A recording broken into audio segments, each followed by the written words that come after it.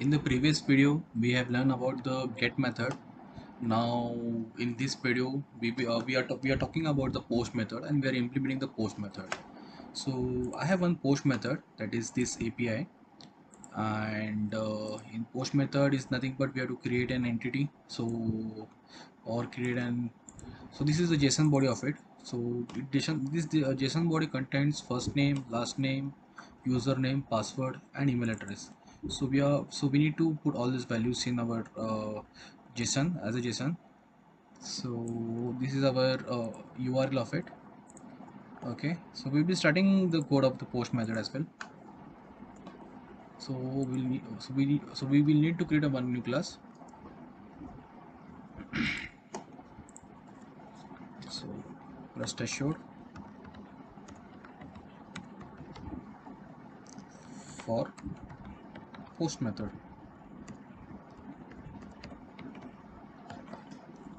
So I will be simply the copy pasting all this code of the get method as well. So we will just modify the changes all in it.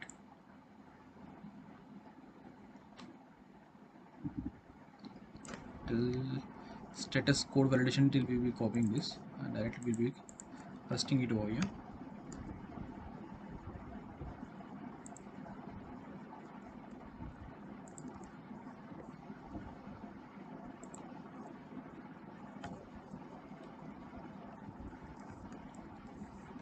Okay, so we not required to this get method over here, and we need to add a request payload after a request object has been created. So I will be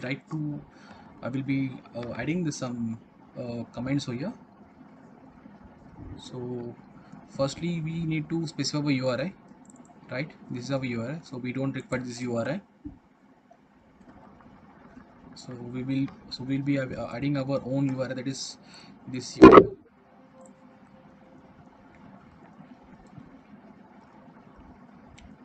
So we will change the method as well. So we'll give us a customer registration API. Customer registration API.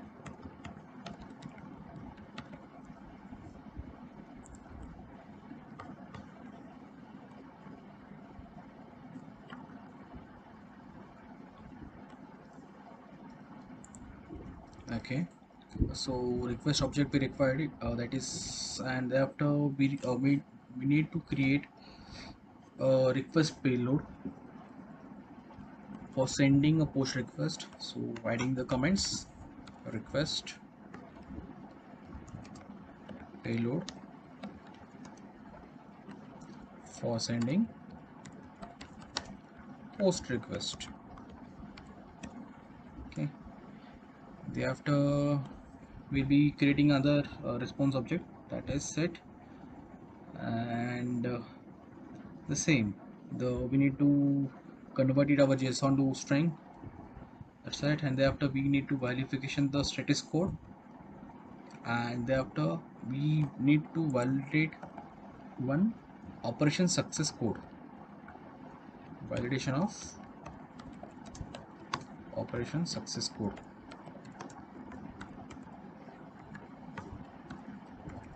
Sorry, string, operation success string. So that's it. Now we'll start with it. So firstly we need to create a request payload for sending a post request.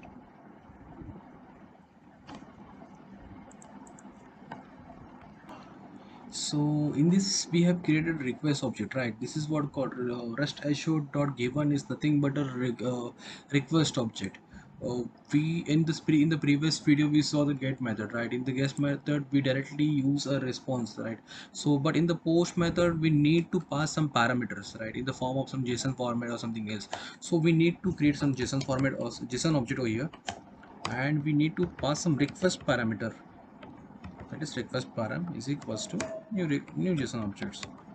So this param is nothing but a JSON body, right? So as we saw, right, we need to pass some JSON body to the post method uh, to create and something to create some entity or something else. So we need to pass over here, so I will be passing it. So the same, request param dot. So we are using here what we call as put method, right? Put method. Put is nothing but a form of two names, that is first name, that is key value pair or something else. So I'm using a first name as something called John. Add the parameters like first name, last name, username, password, and email address. So I'll be adding all this over here. So for this, first name we require here, last name, similarly, the last name, and we require other name is username as well. Username. Again we require a password, and thereafter we require an email.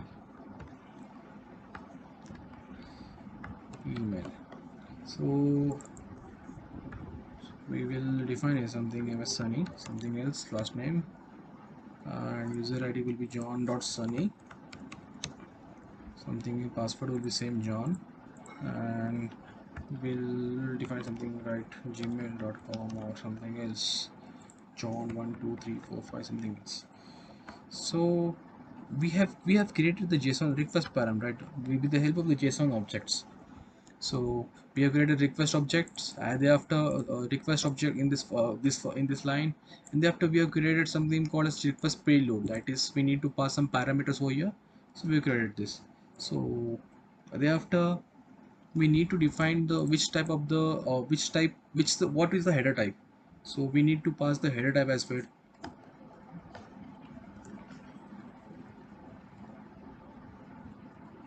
So again, so we for the header type, again the same, that is http request dot header is equals to, so we define here two types, right, is that is header content, that is content type header, content type, and thereafter we have to give the header value, that is which format we are using, right? So we are using the application JSON, so I will be writing over here application slash JSON.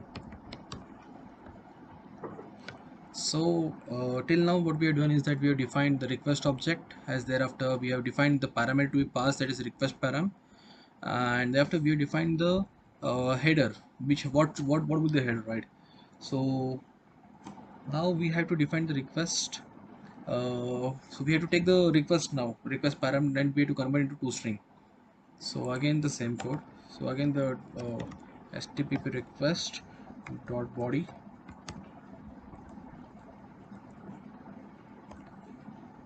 request param dot toString, we are converting into the toString method. Now the response. So here the here we are, see here we have to change the response, right? We have to change something called as a post response, right? And what we have to pass is here is that we have to pass some kind of the registration of that particular particular URI, right? So we are adding here the customer, and again adding the registration. So this is nothing but a registration form of it. So once we have done it, so again the toString response one, so we are building the response over here. So we're printing the response over here, and we are writing the status code of the response. So in this the post method, the post method, the status code would be 201. So again I would like to change here 201. Now what we have to do is that we have to assert the operation success message.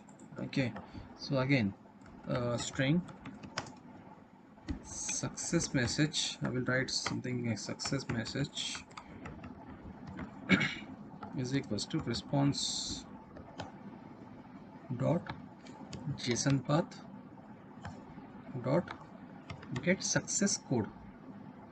Okay, so I will be adding as parameter success code.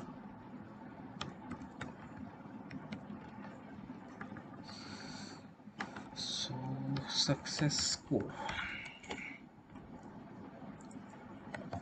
and again the asserting the using assert functions. Assert dot assert equals the two strings, that is success code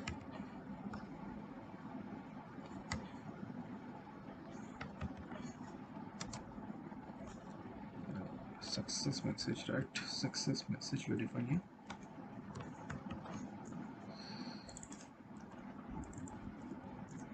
comma, the success message will be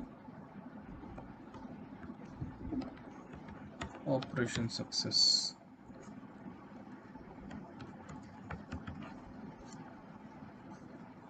Okay, so till now what we have done is that we have specified the URI again.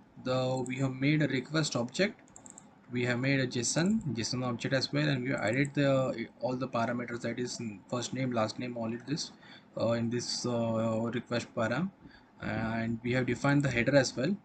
So we have converted to string the request param as well, and thereafter we have created one response. We have used the post method in it, as well as the complete URI path, and we converted the JSON to string as well over here. We have printed the response, and we have validated status code of it, and again the success message as well over here. So I'm going to run this application now.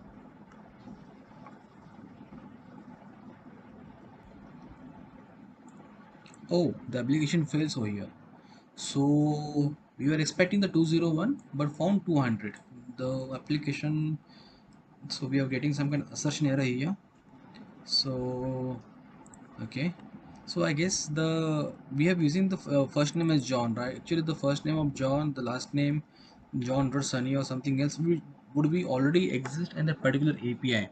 So what we have to do is that just we have to change the name of it. So I will be adding some other some kind of integer value, something else over here in all the fields, and we'll try to run it, and let's see what happens. Okay, I've just added some kind of the unique name over here with some of the integer value, some kind of the alphabetical value. I'll saving it, and I will try to execute over here. So it should run.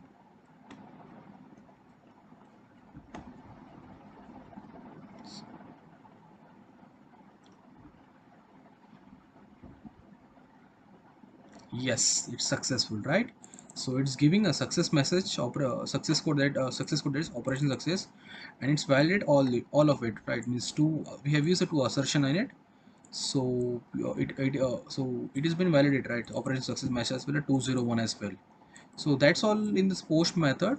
In the next video we will doing the delete operation as well. So stay tuned. Thanks for watching. If you like my video, do like, share and subscribe my channel. If you face any problem, do mail me to the email ID given in the description box or comment in the comment section.